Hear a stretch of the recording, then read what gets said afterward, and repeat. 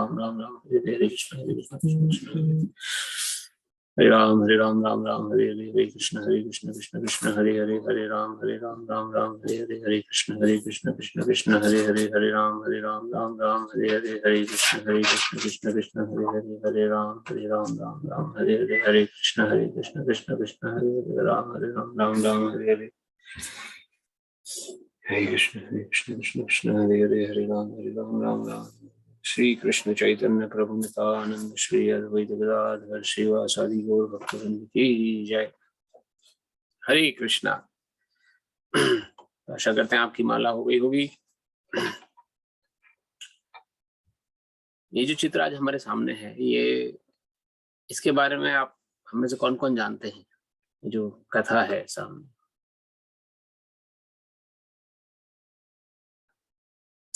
किसी को पता है कि ये या आपसे हैंड रेज भी कर सकते हैं अपना। दीपिका माता जी ने जैसे हैंड रेज किया है, ग्रेग प्रभु ने किया है।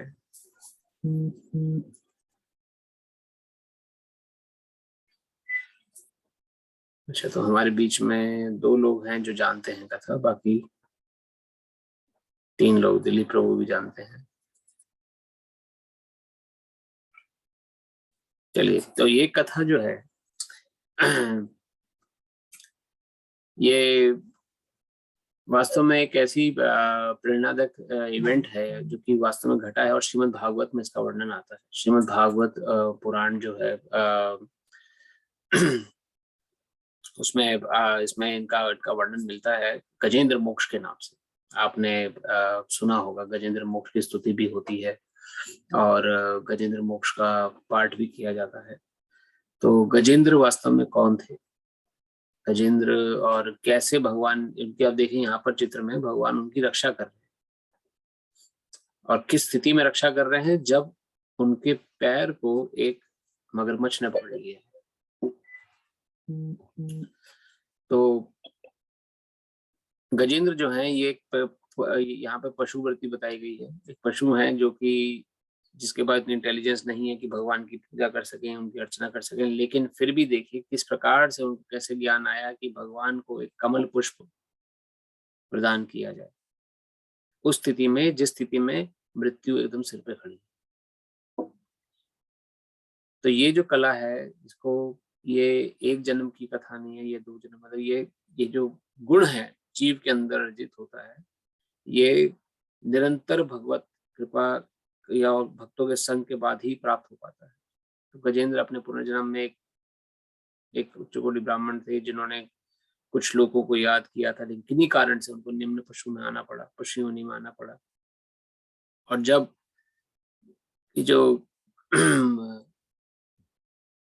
गजेंद्र को जब वो उनको एक मगरमच्छ ने पानी पकड़ लिया, तो उनके सामने अपने पुनर्जन्म में कही हुई, बोली गई, जो याद करी हुई स्तुतियां हैं, वो उनको याद आई, जिनको आज हम गजेंद्र मोक्ष के नाम से जानते हैं। क्योंकि पशु शरीर में तो उन्होंने वो गजेंद्र मोक्ष का पाठ नहीं सुना था, उनको अपने पिछले जन्म में किए गए उस पाठ का स्मरण हुआ अभी, जब उनकी मृत्यु यहाँ पर हुई और उन्होंने इसका पाठ किया। तो ये गजेंद्र मोक्ष के नाम से विख्यात हुआ। गजेंद्र मोक्ष में यहाँ भगवान वर्णन करते हैं, वहाँ पे वर्णन आता है श्रीमद् भागवत में कि वहां पर गजेंद्र स्तुति करते हैं भगवान से कि मेरा जो शरीर है वो निम्न पशु शरीर है, मेरे पास आपको देने के लिए प्रभु कुछ नहीं, लेकिन ये कमल का पुष्प मैं, क्योंकि जल में थे, जल में कमल पुष्प था, तुरंत वो तोड़ा और भगवान को अर्पित कर दिया। तो बस यही भगवान चाहते हैं। भगवान भगवत में कहते हैं, जो प्रेम से मुझे पत्र पुष्प फल और दूध अर्पित करते हैं उसे मैं स्वीकार करता हूँ। पत्रम पुष्पम फलम तो यम यो में भक्ता प्रेषितम भक्ति रूपर्थम अश्नामी प्रतात्मन। तो प्रेम से अर्पित की गई कोई भी वस्तु भगवान कृष्ण स्वीकार करते हैं, और ये गजेंद्र मोक्ष जो है सर्वोपरि एग्जाम्पल है उसका। तो भगवान ने जब देखा कि गजेंद्र मेरी स्तुति कर रहे हैं, तो 1 मिनट की देर नहीं लगी करी उन्होंने, और तुरंत गरुड़ जी को आदेश दिया कि तुरंत पहुंचो उस स्थान पे जहां पर मेरा भक्त मुझे पुकार रहा है। पर ऐसे बहुत सारे इंसिडेंट्स हुए हैं। गजेंद्र जी के पुकार पे तुरंत भगवान वहां प्रकट हुए और गजेंद्र जी की रक्षा करी उस मगरमच्छ को मार के। और इसी प्रकार से द्रौपदी माता की रक्षा करी भगवान ने तुरंत वहां पहुंचकर, 1 मिनट की देरी नहीं करी।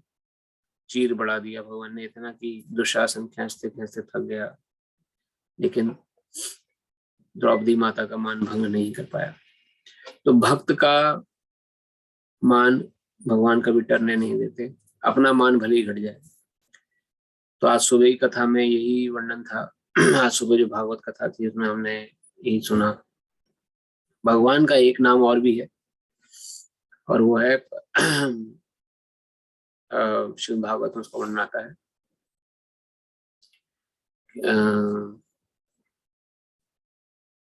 उसका नाम थोड़ा सा मेरे दिमाग से निकल रहा है अभी, लेकिन उनका जो स्तुति है बहुत सुंदर तरीके से श्रीमद् भागवत में की गई है कि किस प्रकार से भगवान ने जैसे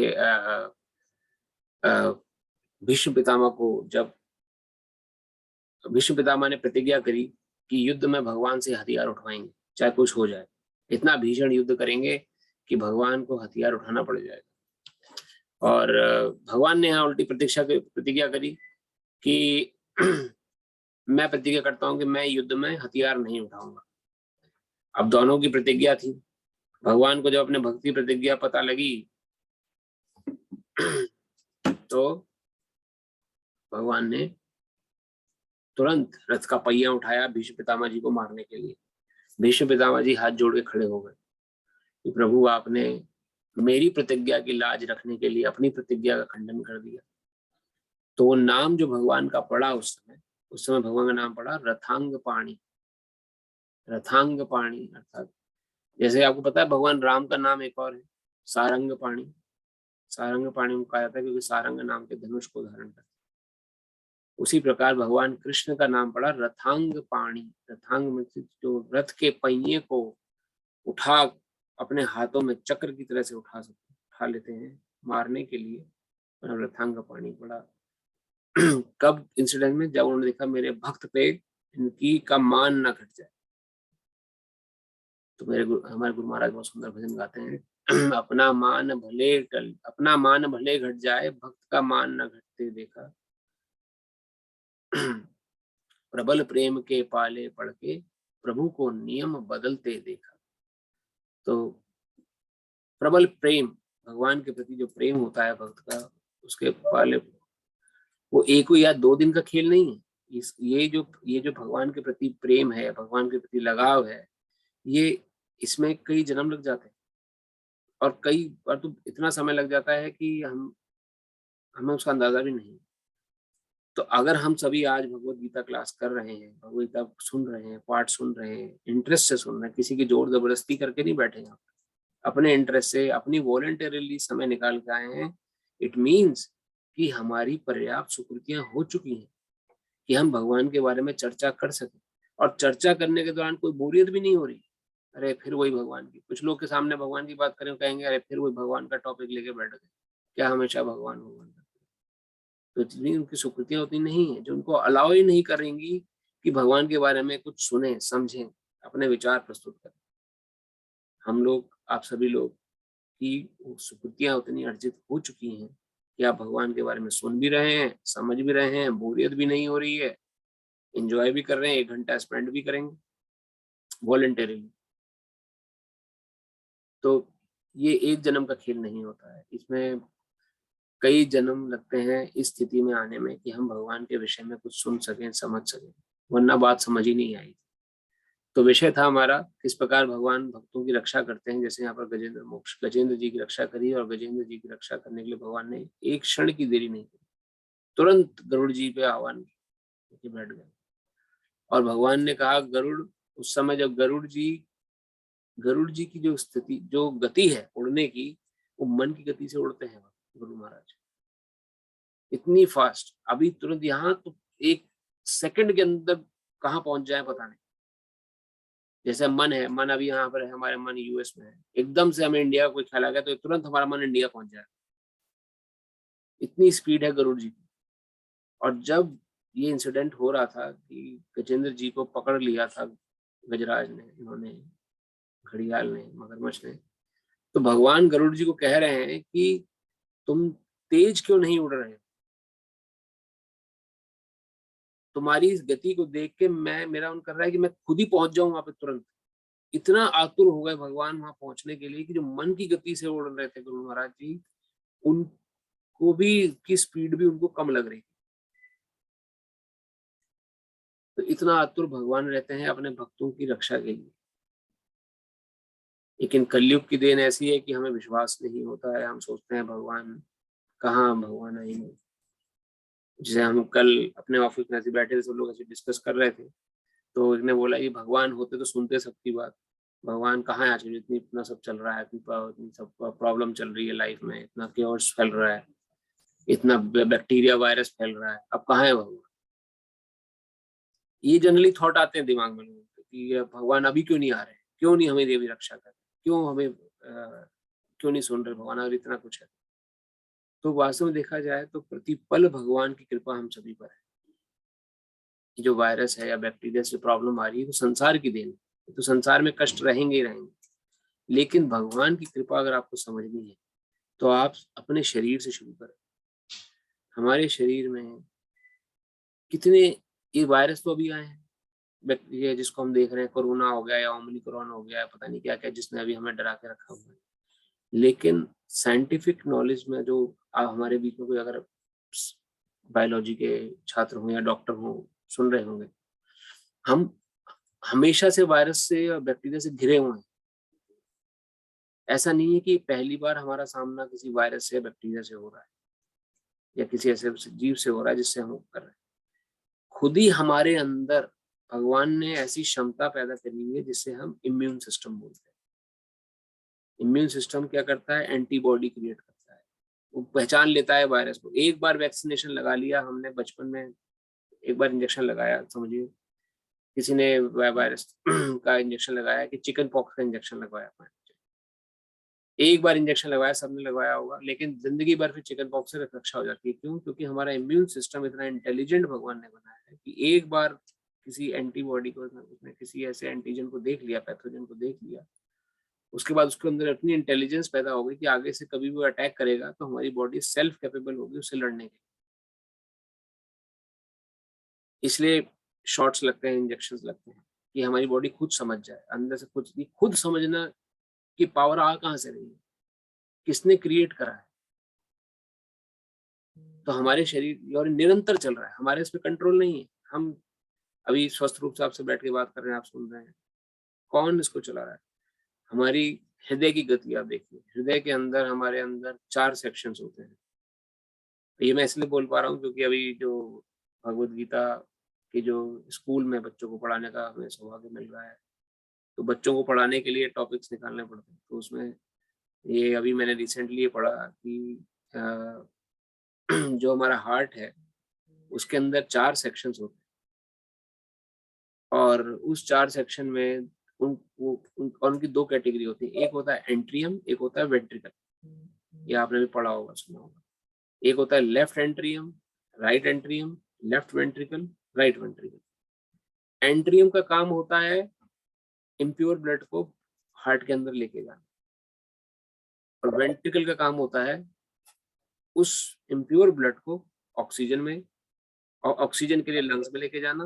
और जब ब्लड प्योर होके वापस हार्ट में आता है तो राइट वेंट्रिकल का काम होता है उस प्योर ब्लड को, जो कि ऑक्सीजनेटेड हो गया है, उसको पूरे शरीर में दौड़ा दे फिर से। तो ये प्रतिक्षण प्रति गति चलती रहती है हमारे हार्ट के अंदर, बिना हमारे नोटिस के, बिना हमारी कल्पना के। ना हम कुछ कर रहे हैं उसमें, ना कोई कुछ कर रहा है बाहर से, वो अपने आप चल रही है। और किस दिन से चल रही है? जिस दिन से हम पैदा हुए। 30 साल 40 साल जो भी हमारी अभी तक उम्र है, तब से ये कॉन्स्टेंटली चल रही है। ब्लड आता है इम्प्योर, प्योर होता है, वापस चला जाता है। और आने वाले सेक्शन में 2 ऐसी वेल्व लगी हैं। जब इम्प्योर ब्लड आता है तो वेल्व, वो इम्प्योर ब्लड वाली वेल्व ऐसे खुल जाती है ताकि ब्लड अंदर आ सके, और प्योर वाली जो वेल्व है वो बंद रहती है ताकि प्योर ब्लड अभी बाहर ना जा सके। तो ये आपस में किस गति से अपना खुल रहा है, बंद हो रहा है, अपना खुल रहा है, बंद हो रहा है, ये एक लेमैन लाइक मी बहुत अजूबे की बात है। जब मैंने उसको समझा और दृष्टिकोण से, भगवत कृपा से उसको समझने का प्रयास किया, तो भगवान की कितना बड़ा अच्छा डिजाइन है हार्ट। अगर हम अपने हार्ट को ही स्टडी करें तो हमारी पूरी उम्र निकल जाती है। हम अपने अंदर के सिस्टम को ही नहीं समझ पाते, और कैसे भगवान इसको कंट्रोल कर रहे हैं, ये निराली बात है। लेकिन इस पे कोई सोचता नहीं, सोचते हैं कि भगवान कहाँ है, कहाँ किधर दिख रहे हैं भगवान, छोड़ो जी, या कहाँ कोई भगवान नाम की कोई चीज नहीं होती है। तो इस प्रकार से लोग अपने विचार प्रस्तुत करते हैं। लेकिन अगर हम गूढ़ता से देखें तो भगवान प्रति क्षण हमारी रक्षा कर रहे हैं, प्रति क्षण हमारे सिस्टम को उन्होंने ऐसा परिवर्तन बना दिया है कि वो अपना काम कर रहा है। तो ये एक रियलाइजेशन था, तो मैंने सोचा आपको शेयर करें। तो भगवान ने ऐसा नहीं कि प्रत्यक्ष प्रकट होंगे हमें रक्षा करेंगे तभी वो हर क्षण हमारी रक्षा कर रहे हैं। तो इस विचार के साथ हमने भगवत गीता को समझा। अभी तक भगवान ने बताया, भगवत गीता में पहले अध्याय में भगवान ने बताया किस प्रकार से अर्जुन जब घबरा गया तो भगवान ने कहा घबराने की जरूरत नहीं है, ये सब कुछ ऐसा नहीं है कोई मर जाएगा, सब बने रहेंगे, सबका शरीर है, अपना शरीर छोड़ेंगे, सिर्फ आत्मा बदलती है, आत्मा शरीर बदलती है, बाकी कोई वास्तव में मरता नहीं है। ना हम मरेंगे, ना हमारे परिवार वाले मरेंगे, ना कोई और मरेगा। मरना हमारे से जुड़ा हुआ है ही नहीं, हमें सिर्फ शरीर बदलना है। जैसे कि हम रात को सो जाते हैं, सुबह उठ जाते हैं, क्षणिक नींद होती है, उसी प्रकार जब मृत्यु के समय जो बोलते हैं आता है, उस समय सोना होता है, जब जगते हैं दूसरे शरीर में आंख खुलती है। शिला प्रभुपाद एक जगह समझाते हैं चीजों की, longer period sleep is death, smaller period sleep is sleep kind of thing. मतलब कुछ समय के लिए आप सोए तो नींद हो जाती है, ज्यादा समय के लिए अगर लंबा सो जाएंगे तो मृत्यु का काम बनता है, लेकिन nothing to fear in it. भगवान ने बताया कि हमारा वास्तविक स्वरूप क्या है, आत्मा है। आत्म तत्व का ज्ञान अर्जुन को प्रदान किया, फिर अर्जुन को बताया कि आत्म तत्व हो जाए तो फिर कर्म करना सीखे। कर्म क्या है? अकर्म करना है, उसका प्रयास लाना है मन में, जीवन में रोज अपने को ट्रेनिंग देनी है कि मुझे जो काम मैं कर रहा हूँ या कर रही हूँ, मुझे वो कृष्ण की प्रसन्नता के लिए करना है। इसमें कृष्ण का सुख है कि नहीं, इसमें कृष्ण की प्रसन्नता है कि नहीं। अगर कृष्ण की प्रसन्नता है तो मेरा जीवन सफल है, अगर कृष्ण की प्रसन्नता नहीं है तो जीवन सफल नहीं है। मुझे दोबारा से रिएक्शन लगेगा, दोबारा यहाँ आना पड़ेगा। चौथे अध्याय में भगवान ने बताया कर्म विकर्म कर्म के बारे में। 5वें अध्याय में भगवान अब कर्म की परिभाषा और आगे डिटेल में समझा रहे हैं। जब अर्जुन को थोड़ा सा लगा कि कंफ्यूजन हो गया है बीच में, कि एक तरफ भगवान ने कहा कि कर्म मत करो और दूसरी तरफ भगवान कह रहे हैं कि, एक तरफ भगवान कह रहे हैं कि अपने प्रिस्क्राइब ड्यूटीज को करो, अपने कर्म को करो, और दूसरे भगवान कह रहे हैं कि कोई भी कर्म मत करो क्योंकि उनका रिएक्शन लग रहा है, तो करें क्या। तो यहाँ पर अब 5वें अध्याय को हम डिटेल में लेंगे। Share my screen.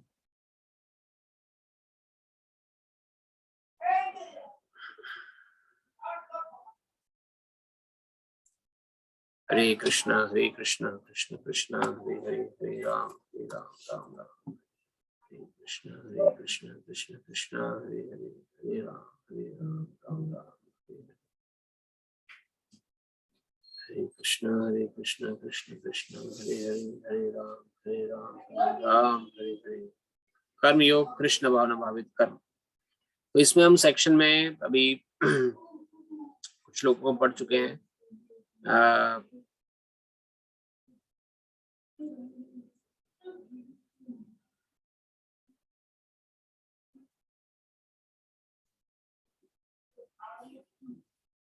हमने 14वें श्लोक तक पढ़ लिया था पिछले हफ्ते, जहाँ तक मुझे ध्यान आ रहा है, कि शरीर रूपी नगर के बारे में हमने वर्णन किया था कि आत्मा जो है किस प्रकार से घूमते घामते, जब एक शहर का हमने उपमा दी थी, अगर आपको ध्यान हो, एक शहर में प्रवेश करता है, किस प्रकार से, उसी प्रकार से इस शरीर में अलग अलग शरीर जो हैं, अलग अलग प्रकार के शहर हैं। किसी को प्रेसिडेंट के घर में जन्म मिल गया, किसी को एक गरीब बस्ती में जन्म मिला, किसी को कहीं और जन्म। तो अलग अलग शरीर में आत्मा जब प्रवेश करती है तो उसके पास उस पर्टिकुलर जगह पर एंजॉयमेंट के लिए, रहने के लिए अलग अलग तरीके के साधन उपलब्ध हैं। और वही साधन जिस प्रकार से किसी शहर में कोई प्रवेश करता है, कोई अच्छा शहर होगा तो वहाँ अच्छे साधन उपलब्ध होंगे, कोई उतना धनाढ्यशाली शहर नहीं होगा या उतना ज्यादा वैभवशाली शहर नहीं होगा तो वहां पर उतनी सुविधाएं नहीं मिलेंगी। तो उसी प्रकार से यहाँ पर भी भगवान ने उपमा दी थी कि शरीर रूपी नगर का स्वामी देहधारी जीवात्मा ना तो कर्म का सृजन करता है, ना लोगों को कर्म करने के लिए प्रेरित करता है, ना ही कर्म फल की रचना करता है। यह सब तो प्रकृति के गुणों के द्वारा ही किया जाता है। तो यहाँ पे 2 प्रकार से उपमा दी थी भगवान ने कि सबसे पहले तो ये जो शरीर है ये एक प्रकार का एक्सटर्नल है, हमसे अलग है, हम ये शरीर नहीं है, हमने इसको ऑक्यूपाई किया हुआ है। आज मैंने अपने शरीर को ऑक्यूपाई किया हुआ है, कल इस शरीर को छोड़ भी सकता हूँ, दूसरा शरीर मिल जाएगा, तीसरा शरीर मिल जाएगा। ऐसे कितने शरीरों को हम बदल के आ चुके हैं, कुछ पता नहीं। तो इस शरीर से के द्वारा शरीर मिला है तो कुछ ना कुछ तो होगा कारण, क्यों मिला है? कर्म करने के लिए, ताकि इस जन्म मृत्यु के चक्कर से हम बच सके।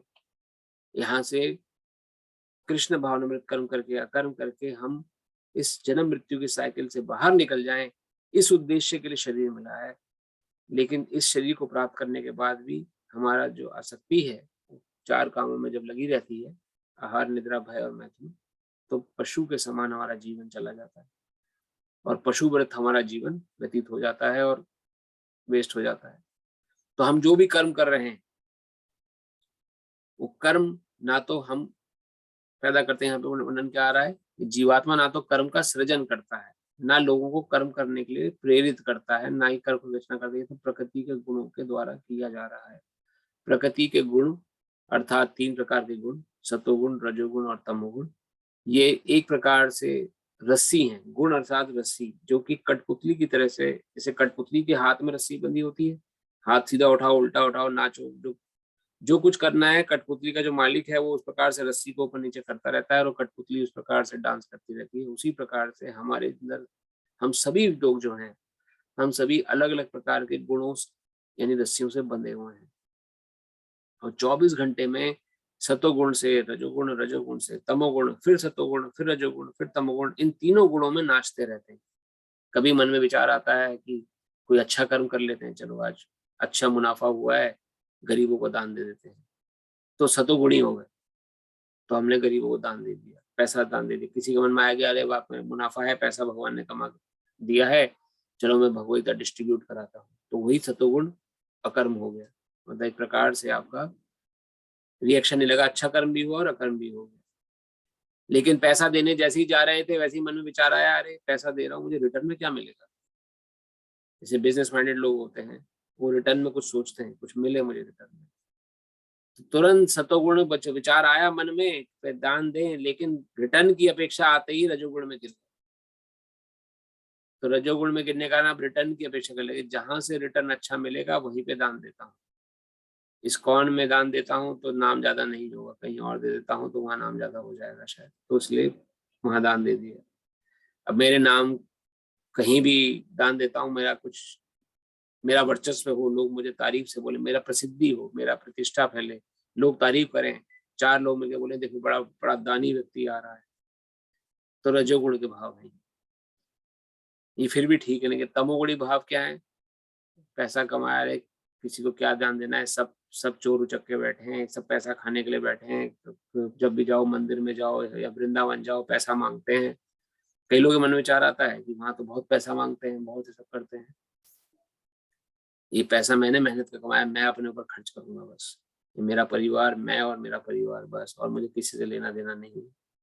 ये रजोगुणी मिश्रित तमोगुण है, क्योंकि रजोगुण में व्यक्ति अपना और मेरा भाव सोचता है, लेकिन तमोगुण की तरफ क्यों है, क्योंकि जो वास्तव में जो धन है जो हम कमा रहे हैं वो हमारे मेहनत के फलस्वरूप ही हमें मिल रहा है, लेकिन उसको हम जब संजो के जो स्टोर करने का प्रयास करते, स्टोर करना है फ्यूचर की प्रोटेक्शन के लिए, लेकिन वो जो मानसिकता है हमारी दबा के रखने की पैसे को, या किसी प्रकार से हमारी जो मानसिकता होती है कि हम क्या, कि हम बस अपने लिए स्टोर करें, किसी जरूरतमंद को ना दें, किसी को कहीं कुछ ना करें, ये क्रूड एग्जाम्पल है। इसके अलावा मैं और एग्जाम्पल आपको दे सकता हूँ, लेकिन ये क्रूड एग्जाम्पल जनरली सुना जाता है, इसलिए मैं आपको बता रहा हूँ। तो उस केस में क्या होता है, कृपण कहे गए हैं भगवत गीता में व्यक्ति कृपण होता है, कृपण अर्थात कंजूस, क्योंकि धन हमारे साथ हमेशा रहने वाला नहीं है। तो जो चीज हमारे साथ हमेशा नहीं रहने वाली, उसके प्रति आसक्ति हमें तमोगुण की तरफ ढकेल देती। तो इसलिए तमोगुण, इस तीनों गुणों के अंदर हम लोग नाचते रहते हैं दिन भर, कभी रजोगुणी हो जाएंगे, कभी सतोगुणी, कभी तमोगुणी, फिर रजोगुणी, कभी निरंतर तमोगुणी बने रहते हैं, कभी निरंतर रजोगुणी बने रहते हैं, कभी थोड़े समय के लिए सतोगुणी बन जाते हैं। तो यहाँ पर ये तीनों गुण जो हैं, ये वास्तव में निर्धारित करते हैं कि मुझे कैसा कर्म करना है, जो यहाँ श्लोक में लिखा गया है। अगर मैं सतोगुणी व्यक्ति भाव में रहूंगा तो मेरे अंदर जो विचार आएंगे वो सतोगुणी कर्म करने के आएंगे। तो वास्तव में कर्म किसने पैदा किया, गुण ने पैदा किया। जिस गुण के आप अधिकार में थे, जिस गुण के आप अधीन में थे, उस गुण ने आपका कर्म निर्धारित किया कि आपको कर्म क्या करना है। अब जब कर्म आपसे हो गया, उसका फल भी आपके कंट्रोल में नहीं है। कि अच्छा कर्म आपने सत्वगुण के आधार में आके अच्छा कर्म किया, अब उसका फल अच्छा मिलेगा, भोगना पड़ेगा आपको।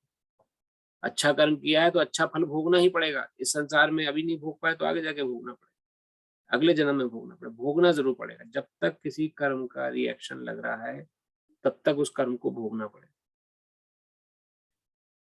और जब तक कर्म, और तब वो कर्म फल कटेगा।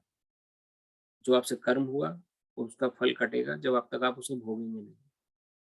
तो कर्म फल भी आपके कंट्रोल में नहीं है कि आप उसे खत्म कर दें, कंट्रोल कर दें। कर्म तो आपके कंट्रोल में था ही नहीं, कर्म फल भी आपके कंट्रोल में नहीं है।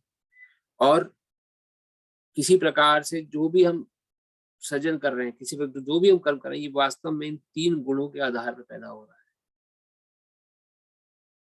अब इससे हमें क्या पता लगता है कि हमारे लिए सबसे इम्पोर्टेंट क्या है कि कम से कम सतो गुण में तो बने रहें ताकि अच्छे फल मिले, रजोगुण और तमोगुण में ना गिरे। क्योंकि रजोगुणी कर्म और तमोगुणी कर्म अगर पैदा कर लिए हमने अपने लिए तो उसका फल भी खराब होगा। सतोगुण में कम से कम बने रहें, मोड ऑफ गुडनेस, ताकि उसके रिजल्ट मिले तो अच्छा ही रिजल्ट मिले। हमारे जीवन में डिस्ट्रेस, तकलीफें, परेशानियां, केओस, कंफ्यूजन क्यों आते हैं? हम सोचते हैं भगवान आप तो बड़े निर्दयी हो, आपने इतना कष्ट दे दिया, मैं तो आपके नाम का जप करता था, मैं तो आपके नाम का तब इतना दान मैंने दिया, फिर भी मेरे जीवन में कष्ट आ गया, फिर भी बीमारियां लग गई, फिर भी परेशानियां आ गई, क्यों ऐसा हुआ? क्यों मेरे साथ ऐसा हो रहा है? क्यों ऐसा?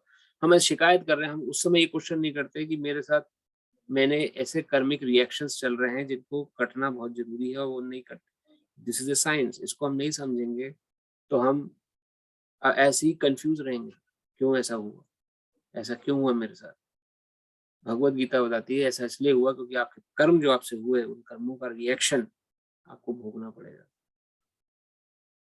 श्रील रूप गोस्वामी हमारे बहुत प्रसिद्ध संत हुए, उन्होंने वर्णन किया है कि 2 प्रकार के कर्म होते हैं, कर्म फल होते हैं। एक होता है प्रारब्ध, एक होता है अप्रारब्ध। प्रारब्ध कर्म वह है और एक होता है कूटम पाप कर्मिक रिएक्शन। 3 प्रकार के कर्मिक रिएक्शन है। प्रारब्ध कर्म वह है जैसे कि कोई फल है, पक गया है, पेड़ पे पका हुआ फल है, अब बस किसी समय भी गिर जाएगा नीचे। उसी प्रकार से प्रारब्ध कर्म है कि कोई गलत काम हमसे हो गया पहले और उसका फल पक चुका है, बस किसी क्षण मिलने वाला है उसका रिएक्शन, कुछ भी हो सकता है।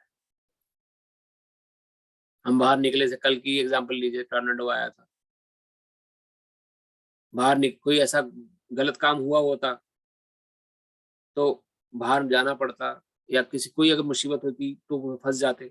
लेकिन कर्म अगर खराब होते तो, अब जैसे प्रभु जी गए बेटे को पिकअप करने के लिए, बताया अभी अजय प्रभु जी ने, कर्म अच्छे थे, इतने साइक्लोन में भी भगवान कृपा से, भगवत कृपा थी साथ में, तो अगर लेकिन कितने ऐसे एक्सीडेंट भी बाहर हुए होंगे, कितने ऐसे लोगों को हताहत हुए होंगे, कुछ पता नहीं क्यों उनके साथ जीवन ऐसा हुआ। कर्म का फल है सारा, कर्मिक रिएक्शन है। तो कर्मिक रिएक्शंस हम किस समय कब हमारे आड़े आ जाए, वो डिपेंड करता है कि वो रिएक्शन प्रारब्ध कैटेगरी में है कि अप्रारब्ध कैटेगरी में। प्रारब्ध कैटेगरी मतलब पका हुआ फल कभी भी घटित हो सकता है, कभी भी हमें उसका फल भोगना पड़ सकता है। दूसरी प्रकार की कैटेगरी है अप्रारब्ध। अप्रारब्ध मतलब कि कर्म अभी अभी हुआ है, उसका फल पका नहीं है, मिलेगा जरूर एक पॉइंट पे आके, एकदम से रिएक्शन नहीं मिलता है। कोई गलत काम हमने किया, कोई बोलता है जी मैंने तो आज 10 लोगों को मार दिया, मुझे तो कुछ नहीं हुआ, एकदम से रिएक्शन नहीं मिलेगा। वो अप्रारब्ध कैटेगरी में जो कर्म हमसे आज हुआ है, वो अगर पका हुआ स्थिति में नहीं है तो वो पकने में टाइम लेगा। जब तक नहीं पकेगा तब तक आप बचे रहेंगे, लेकिन वो समय भी आ रहा है जो पक जाएगा, तो उसे वो अप्रारब्ध कैटेगरी होती है। फल मिलेगा लेकिन कुछ समय बाद। और तीसरे प्रकार का कर्म फल होता है कूटम पाप। कूटम अर्थात पाप कर्म आपने किया नहीं है, कोई गलत काम आपने किया नहीं है, लेकिन मन में डिजायर है करने की, डिजायर रूप में मन में घर में बैठा हुआ है। जैसे ही सर्कमस्टांसेस बनेंगे, जैसे ही आसपास का वातावरण अनुकूल होगा, वो पाप कर्म करने के लिए पाप कर्म कर बैठेंगे। ऐसे इंसिडेंट्स होते हैं कई बार कि एक व्यक्ति का घर है यहाँ उसका ऑफिस है, बीच में एक बार है या फिर कोई पब है या कोई शराब पीने की जगह है जहाँ लोग शराब पीते हैं। वो जब तक अपने घर से ऑफिस से घर जा रहा है, एक दिन उसके मन में आया मेरे घर के पास ही तो देखिए कितना नजदीक बार है, क्यों ना मैं यहाँ जाके एंजॉय करूँ।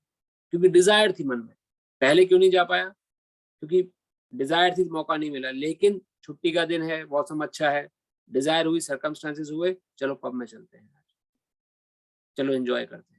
तो डिजायर रूप में जो पाप कर्म बैठे हुए हैं हमारे मन में, एक तो पाप कर्म हम कर चुके हैं, वो कर्म हो गए।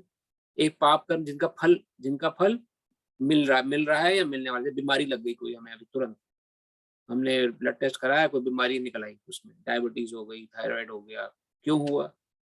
कोई कर्म ऐसे थे हमारे जिनके सामने जो प्रारब्ध थे, पके हुए थे, फल मिल गया। एक अप्रारब्ध कर्म है, जो कर्म हो चुके हैं, इनका फल नहीं मिला है, मिलने बाकी। और एक डिजायर रूप में, जो अभी तक हमने किए नहीं है लेकिन मौका मिलेगा तो कर बैठे, इन्हें कूटम पाप कहते हैं। तीनों प्रकार के पाप कर्मों का जड़ से खंडन कर देता है हरि नाम। श्रील रूप गोस्वामी वर्णन करते हैं। देखिए, पहला कर्म जो हुआ, जो कर्म कट गया है, हो चुका है हमसे गलत, उसका फल मिल रहा है, तो उसका रिएक्शन कम होके मिलेगा, हरिनाम का प्रभाव।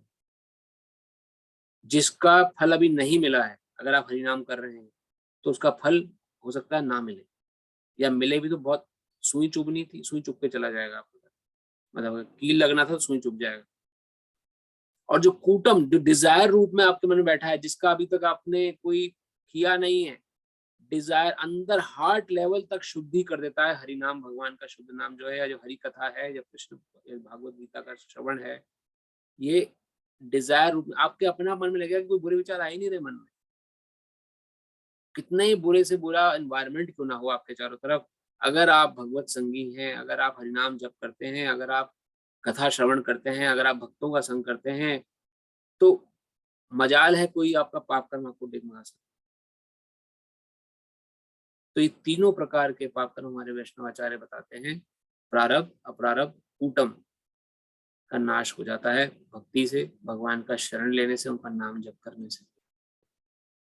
और मनुष्य हमेशा शुद्ध सत्वगुण में रहता है। शुद्ध सत्वगुण अर्थात सत्वगुण से ऊपर जो श्रेणी है, कृष्ण कॉन्शियसनेस, शुद्ध सत्वगुण कहा गया है। नहीं तो जब तक शुद्ध सत्वगुण में नहीं है, तब तक तीनों कर्म जो है यहाँ जैसे लिखे हुए हैं, ये उस जीव का कर्म निर्धारित करते रहते हैं, और जीव एक कठपुतली की तरह से नाचता रहता है, जैसे भगवान यहाँ वर्णन कर रहे हैं।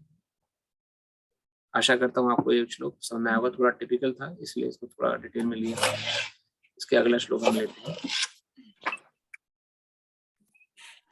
श्लोक नंबर 15।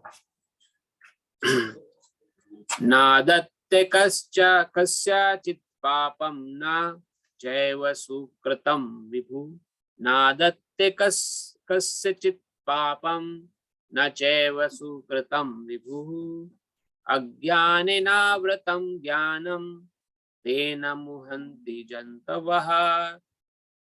परमेश्वर ना तो किसी के पापों को ग्रहण करता है, ना पुण्यों को, किंतु सारे देहधारी जीव उस अज्ञान के कारण मोहग्रस्त रहते हैं, जो उनके वास्तविक ज्ञान को आच्छादित किए रहता है।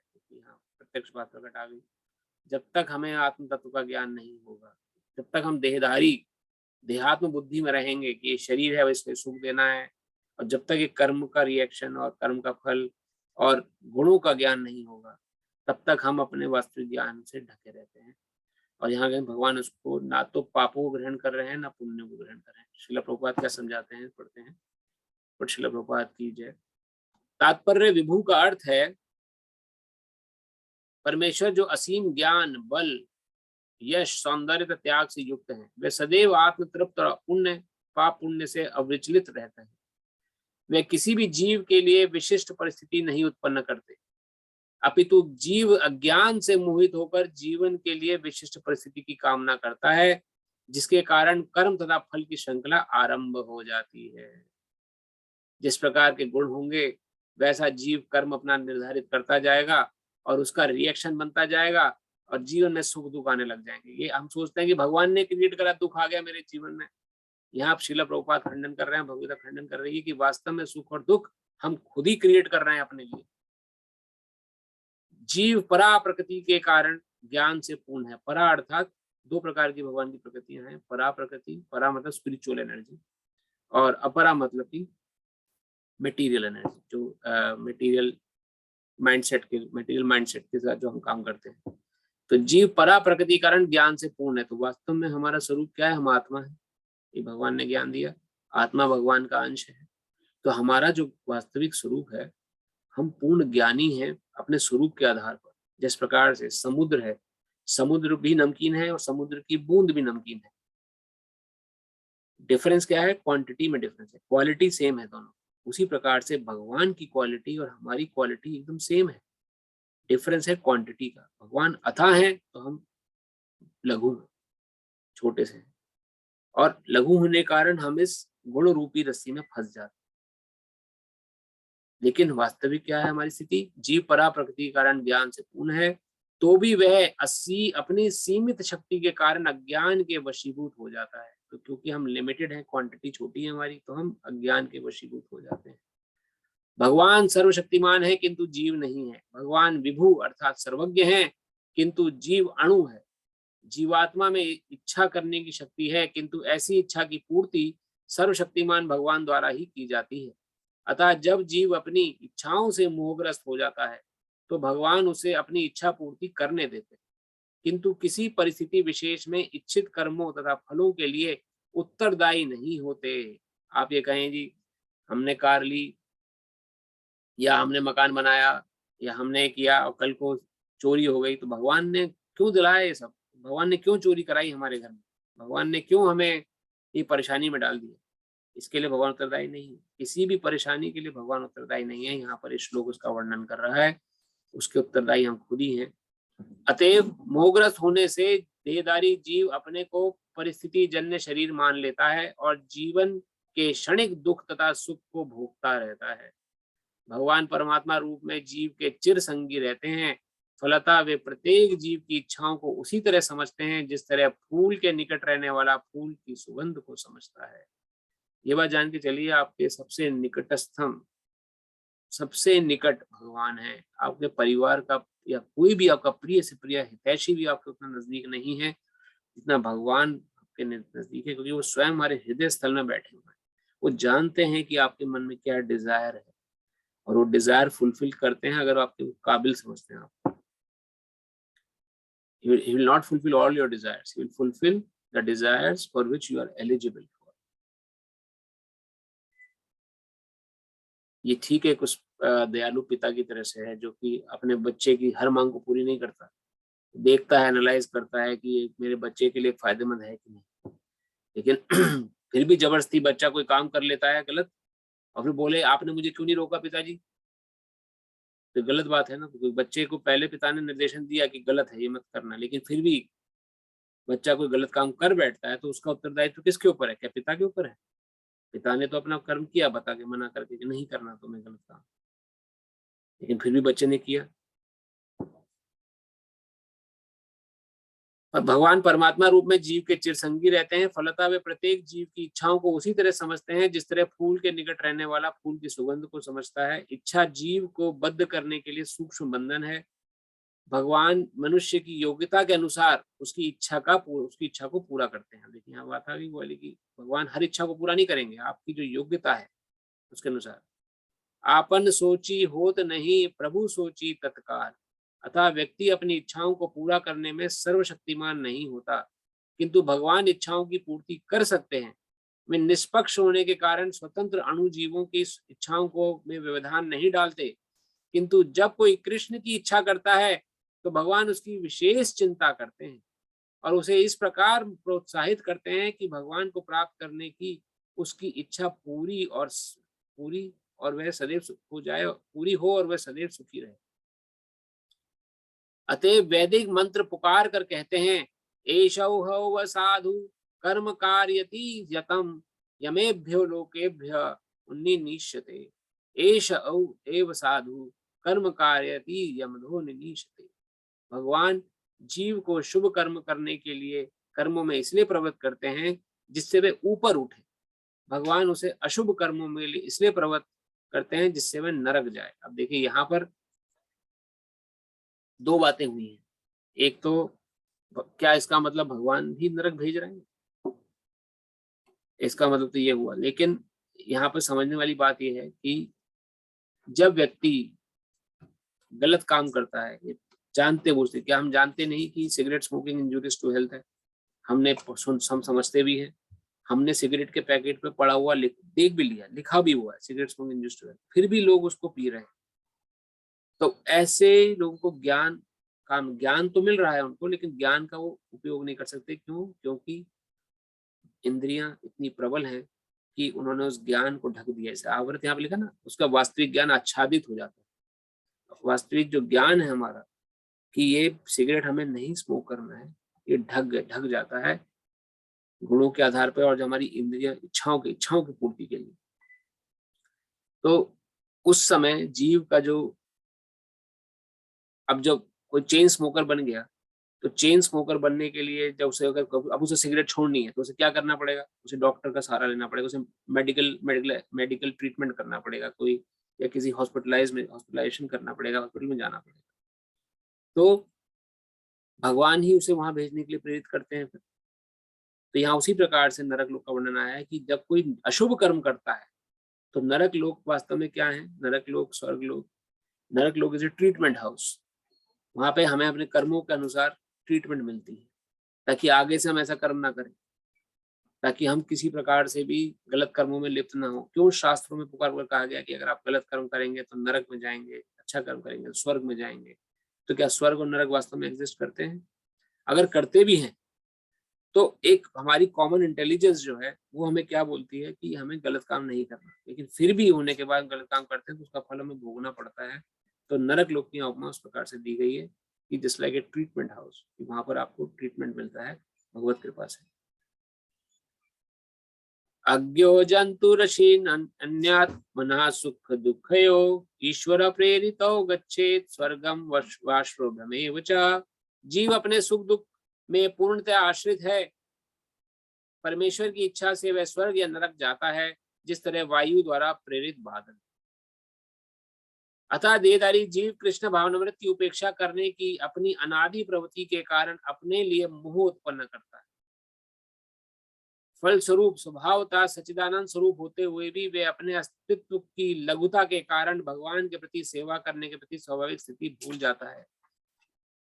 इतनी विषम स्थिति हो जाती है, आप समझिए। मेरा स्वरूप जो है भगवान कृष्ण के स्वरूप, जो भगवान की क्वालिटी है मेरे अंदर वही क्वालिटी है, लेकिन इन इच्छाओं की पूर्ति कर या तमोगुण में प्रवृत्त रहने कारण चिरकाल से, अनादिकाल से जो मैं तमोगुण रजोगुण में लगा रहा, उसने मेरी वास्तविक ज्ञान को ऐसा ढक लिया कि अब मैं डर जाता हूँ जब भी मैं सुनता हूँ मेरी मृत्यु होगी, या मेरे पास कोई अपना नहीं रहेगा, या कोई मेरा से कोई मुझसे कुछ छीन न ले, या कोई झपट न ले।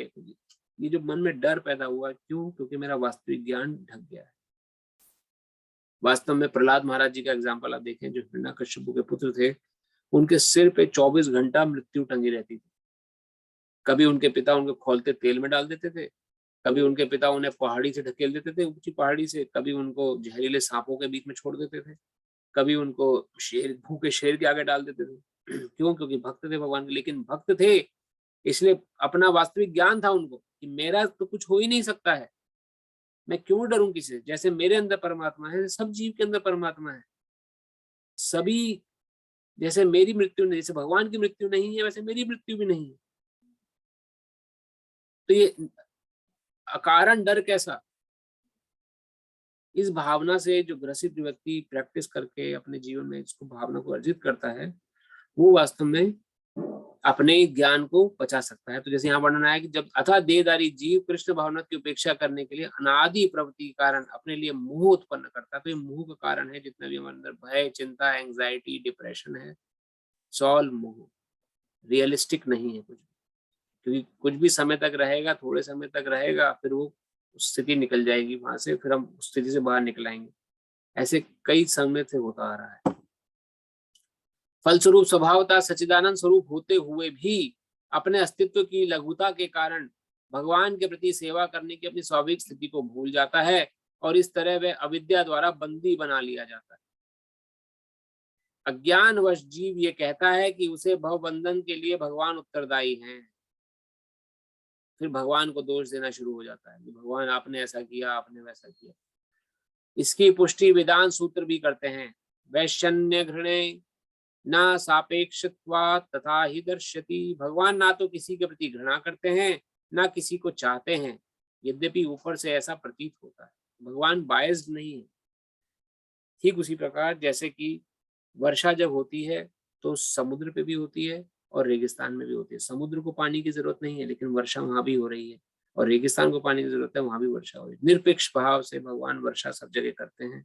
उसी प्रकार से भगवान की कृपा एक अभक्त के ऊपर भी है। जो भक्ति कर रहा है, जो गीता सुनने आ रहा है, या जो हरिनाम जप कर रहा है, उसको भी कृपा है, और जो नहीं कर रहा है उसको भी कृपा है, तभी वो जी पा रहा है संसार में। तभी उसके जीवन, उसके सिस्टम सारे काम कर रहे हैं। क्यों? भगवान की कृपा ना हो तो कैसे सिस्टम काम करें बॉडी के, कैसे उसे मनुष्य शरीर मिले? कुछ भी हमारे कंट्रोल में नहीं है। ना हमारे कंट्रोल में बर्थ बी है, ना हमारे कंट्रोल में डेथ डी है। हमारे कंट्रोल में सी चॉइस है। Neither we have a control on B nor we have a control on D, we have a control on C choice. What choice we will make in our life? क्या हम भगवान को थामे, भगवान के ज्ञान को पकड़े अपने जीवन में, या हम मेटीरियलिस्टिकली जीवन जीते चले जाएं जैसे जीते आ रहे हैं कई जन्मों से, फिर से जन्म लें, फिर मर जाएं, फिर जन्म लें, फिर मर जाएं, फिर से ABCD 1 2 3 4 सीखें, फिर से उसी जीवन के संघर्ष में निकल जाएं, और फिर बिछोड़ हो किसी से, फिर दुख हो, फिर हमारा शरीर छूटे, फिर हम जीवन लें। अगर ऐसा ही हमें चाहिए तो उनके लिए भगवत गीता नहीं है। भगवत गीता उस इंटेलिजेंट व्यक्ति के लिए है जिसने एक राइट चॉइस ली है लाइफ में, क्योंकि वो जानता है कि ना मेरे को मेरे जन्म पे मेरा अधिकार है, ना मरण पे अधिकार है। मैं कैसा अपना जीवन जीऊं और उसके लिए मुझे भगवान को बताए हुए मार्ग पे चलना है, उस पर मेरा अधिकार है। तो उस व्यक्ति के लिए भगवत गीता है। और वो व्यक्ति समझ पाता है कि सबसे पहले मुझे इस गुणों के चक्रव्यूह से बाहर निकलना, मुझे अपने स्टेट को डिफॉल्ट पोजीशन, जैसे मेरी अभी रजोगुण है, मुझे अपनी डिफॉल्ट पोजीशन सतोगुण बनानी है। क्योंकि सतोगुण से कृष्ण भावन में तक उठना आसान है, रजोगुण से कृष्ण भावन उठना थोड़ा कठिन है। तो मुझे सतोगुण ही रहना है, अच्छे कार्य करने हैं, अच्छे कार्य का फल अच्छा है, ये सोच के मुझे काम अच्छे करने हैं। किसी की निंदा नहीं करनी, किसी की स्तुति नहीं करनी, किसी के निंदा स्तुति में नहीं पड़ना, किसी की चुगली नहीं खानी, किसी को कोई दुख नहीं देना, कष्ट नहीं देना है। हर किसी के अंदर परमात्मा का वास प्रतीत करना है, देखना है कि सभी जीव परमात्मा के, सभी मेरे प्रिय हैं। कोई मेरे साथ कैसा व्यवहार क्यों ना करे, मेरा व्यवहार उसके प्रति अच्छा ही होना चाहिए। तो ये भावना से जब हम आगे बढ़ते हैं तो अच्छे कर्म सतोगुण में बनने का प्रयास करते हैं, और सतोगुण के बाद जो भी हम अच्छे कर्म करेंगे वो फिर कृष्ण भावनामृत अगर होते हैं तो उनका रिएक्शन लगना बंद हो जाता है।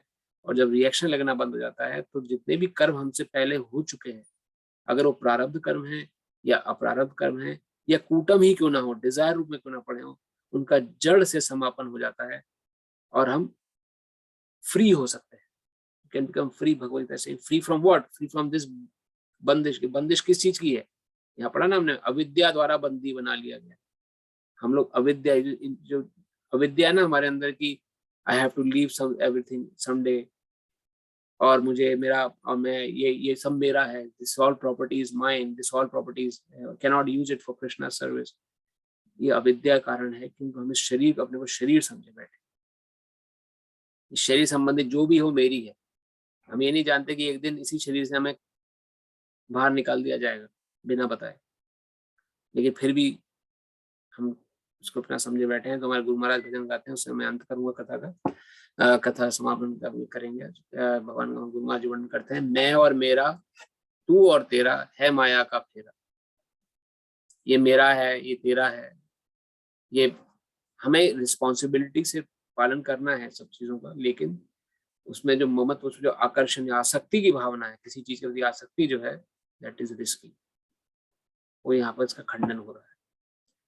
तो आज हम एक ही श्लोक ले पाए, लेकिन ये श्लोक आपस में बहुत इंपॉर्टेंट थे। इससे पहले वाला श्लोक भी और ये भी, इससे थोड़ा समय ज्यादा लग गया एक्सप्लेन करने में। ये समझना बहुत जरूरी है कि हमें वास्तव में बांध किसने रखा है, ताकि हम अपने को खोल सकें। इन शब्दों के साथ कथा को हम विराम देते हैं। कोई प्रश्न अगर आपके मन में हो तो हम एक प्रश्न ले सकते हैं। प्रभु, Gita Jayanti reminder once again. Thank you प्रभु। या तो गीता जयंती, जैसे प्रभु जी ने बोला, 14 तारीख 14 दिसंबर गीता जयंती है। और पिछले हफ्ते हमारे बीच में जनक प्रभु जी हैं, उन्होंने 15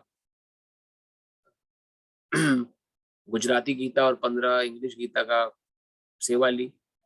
और लेकिन मैं अभी उनको 15 बुक नहीं दे पाया हूँ क्योंकि मंदिर में थी नहीं, लेकिन आया इन प्रोसेस।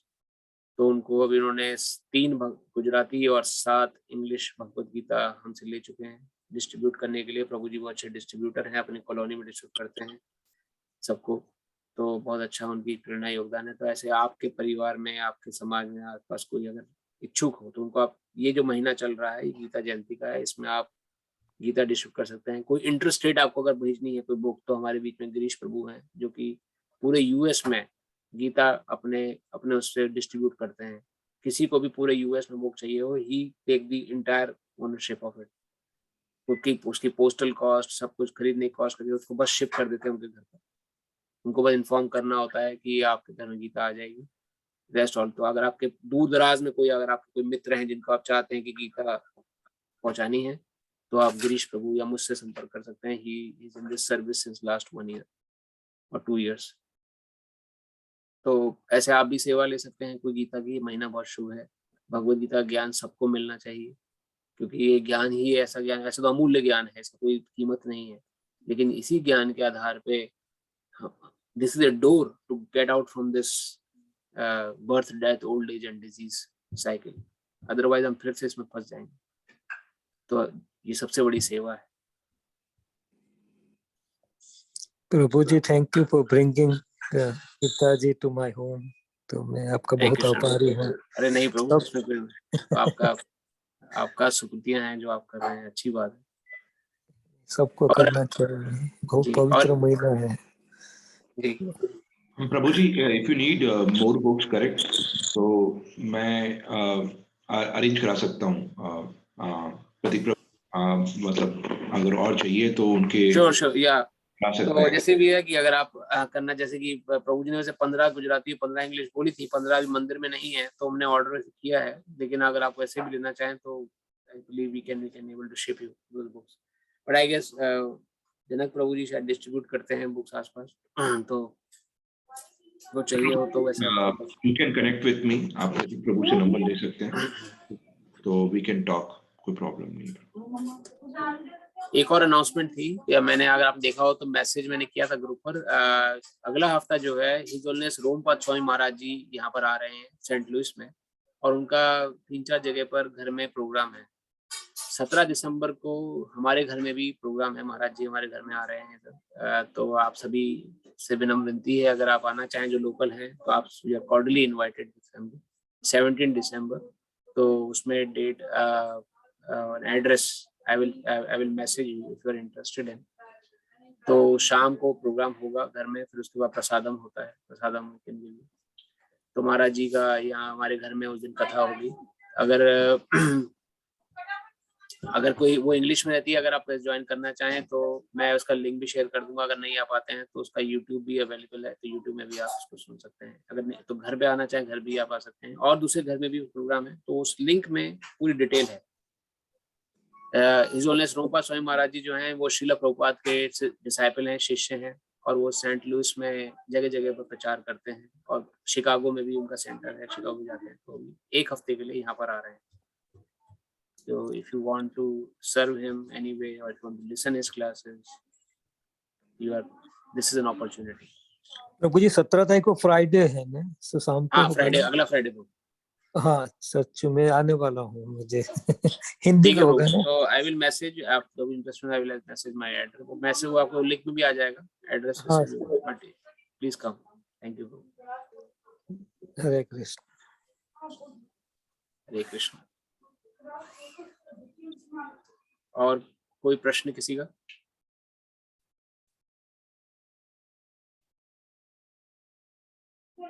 अगर नहीं तो कथा को हम यहीं विराम देते हैं। आप सभी का बहुत बहुत धन्यवाद, हमारे साथ बने रहें। आपको, आप आते हैं तो हमें प्रेरणा मिलती है। And please see that you can distribute Bhagavad Gita knowledge to everyone. Just spread the light. Bhagavad Gita जो है, यही हमारा आधार है जीवन का, और जितना लोगों को पता लगेगा उतना लोगों का जीवन कल्याण है। इन शब्दों के साथ हरे कृष्णा। हरे कृष्णा। हरे कृष्ण। हरे कृष्ण। धन्यवाद। Thank you very much. Hare Ram Hare Ram Hare Ram Krishna. Ram Hare Hare.